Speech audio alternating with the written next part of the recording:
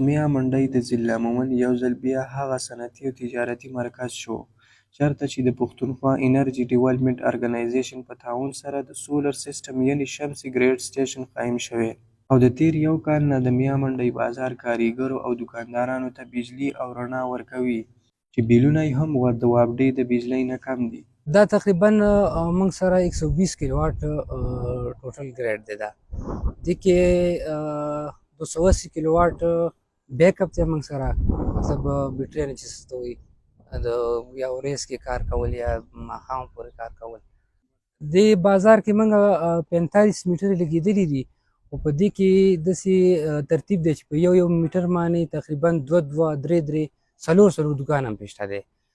تقریبا په دغه 70-75 میټر دغه به چې کوم دي دکانداران له موږ بجلي ورکړي. 35 میټرې به دا موږ نورې لګوو دې بازار ته انشاءالله. اوس موږ چې کوم یونټ دی هغه په 16.6 باندې دی یو لکه پر یونټ.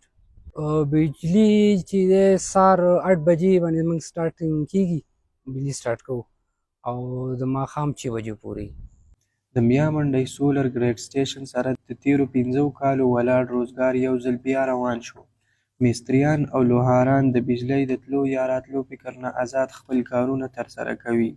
بس اوس انشاءالله سهولت دی د خیره سره. مخکې به مونږ بجلۍ ته راناست ورته انتظار به هم کولو چې بجلۍ انتظار به هم نه کوو، جنریټر به هم چلول به اوس مونږ ډېره خرچه راتلله. اوس سولر سیسټم شوی دی ځکه چې مخکې به مونږ جنریټر باندې کار کوو، یو کار باندې به ګنټه لګېدله چې بجلي نه په هغې باندې زمونږ نیمه ګنټه لګي 3 په وخت لګېږي. اوس سولر سیسټم شوی دی انشاءالله اوس همغه د بجلۍ څخه ورکوي.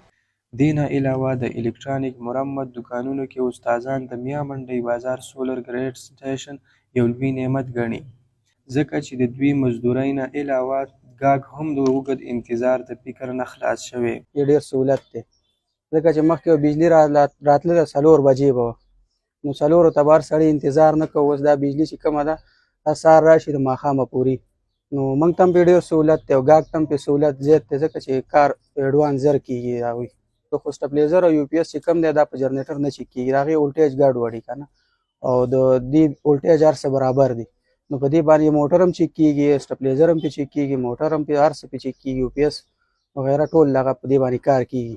د بجلۍ او مشینرۍ سامانونو اخیستل خرڅول کې اضافې نه علاوه د خوراک تیارولو دکانونو ته هم لویه پیدا شوې او د سولر ګریډ سټیشن په جوړېدو خوشحاله دي. ये solar system की जो बिजली है इससे आवाम को बहुत बड़ा रिलीफ मिलता है और मैं मुबारकबाद देता हूँ जो लोग इस पे काम करते हैं। मैं अप्रिशिएट करता हूँ उनको जो दिन रात मेहनत करते हैं। अगर मैं ये बिजली न होती तो मेरा दूसरे जो जिसको शीशे कहते हैं या क्या वो अगर मैं लगाना पड़ता तो 10 से 12 लाख रुपए मेरा खर्चा होता। जब रोटी कोकोनट जो भी चीज़ें बन रही हैं मिठाई के मुताल्लिक़ बन रही हैं वो भी इसी लाइट की वजह से बन रही है, इसी बिजली की वजह से। प्लस जो मेरा ये फ्रीजर है ये सारे भी इसी पे चल रहे हैं। यानी यूं कहो कि मेरी बेकरी इस वक्त सोलर की महरून मिन्नत है. د علاقې عامو خلکو او ګاګ هم د سولر سیسټم بجلۍ راتګ د میا منډی بازار ترقي بولي او د ګریډ غټولو مطالبه کوي. موږ ته داسې محسوسېږي لکه په 1973 کې چې بجلي راغله که نه دا سهولتونه راغله نو هغه رنګې سهولت دی راوست. بله خبره دا ده که نه چې موږ به یو معمولي کار د یو ټانکه به یا به ویلډ یا به موبایل یا به استري څه خراب وو نو هغې ته به په ورځ په ګنټو ناست وو. ویل ورګه 4 بجې بجلي راشي، 4 بجې به شوې ویلې لینډ کې فرق دی رانله سبا راشه. اوس دا سهولت راغی چې بس راشو نو بس ایسته هر دکان کې هر مصري سره بجلي او بس یو ټک ورکړي ایسته فارغه کړي. هغه شور شغرب به و، خرچه به پرې راتلله د جنریټر. اوس دا ماحول دوست یو ښه صفا سیسټم دی او دا دی چې بجلي هم ښه پوره ده. که دا دی زموږ د کلي ته راوغځېږي که نه نو دا به ډېر ښه به شي، موږ به ډېر خوشحاله شو.